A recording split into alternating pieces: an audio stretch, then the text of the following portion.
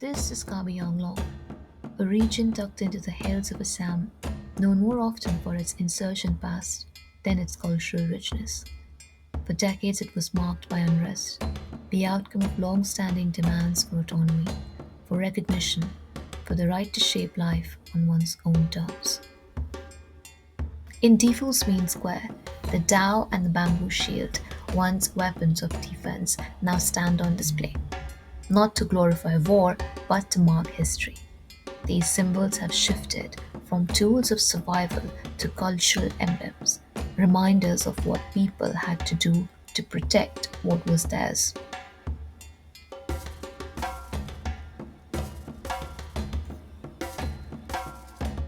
In the town of Defu stands a quiet but powerful symbol, the Nothengpi Museum, named after the traditional silver earrings worn by Karbi women. These earrings, once worn with pride, now sit behind glass, not to be forgotten but remembered. The museum itself is a silent act of reclamation. It holds traditional clothing, jewelry, tools, each one a piece of what conflict, modernity, and neglect nearly erase or can erase. This is one of the town markets in Difu. It is painted in the traditional color palette of the Karbi people. There is something about communities that have withstood years of violence and neglect. There is a strong attachment to everyday expression of their culture.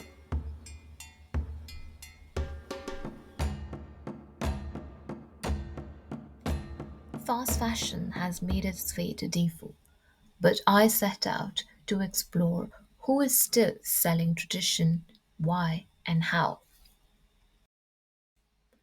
The first place I discovered after making some inquiries in the market was Umrashi Textiles. This place offers a colorful display of the traditional Kabi clothing. I was curious to know the faces behind all the weaving. That is when I discovered a very interesting production model. The clothes in the shop were being produced by workers, entirely women, who were also residing in temporary accommodation created by the owner of the shop. These women were being provided with food, with a bed, a shelter, and their earnings would be the commission per piece of clothing that they produced.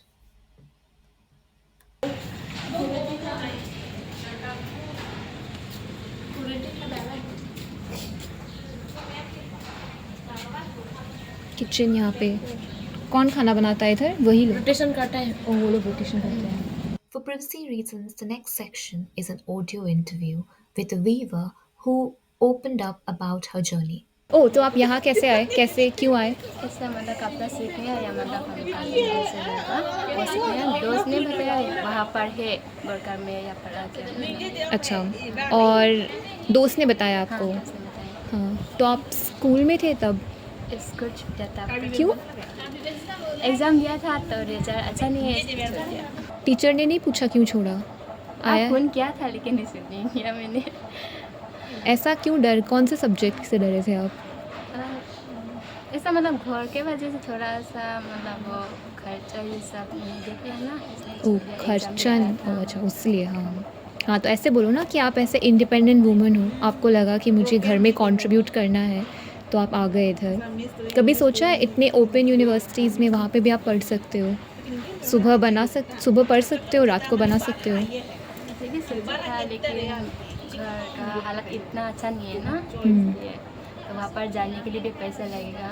इसलिए सोचा नहीं जाऊँगी अच्छा और यहाँ पे आके कैसा लग रहा है आपको अच्छा लगा आपको अगर चांस मिले वापस स्कूल जाओगे जाना तो है Across the town, you'll find boutique shops selling high-end, polished products. It is a sign of a city eager to rewrite its story, to move beyond past marked by conflict and erasure. But as the city changes, the stakes grow clearer. there is a need to protect culture not as nostalgia but as living knowledge. There is a need for livelihoods, not just jobs, but work that upholds dignity. And there is a need to find ways of doing both without compromise. At night, people glows in path. Neon boards, bright light, music spilling out of corners. It's the picture of a place in motion trying to move forward. But the real question is this: as the city dreams of luxury, who will be invited to those tables? Who will be uplifted in the journey, and who will be left weaving in silence?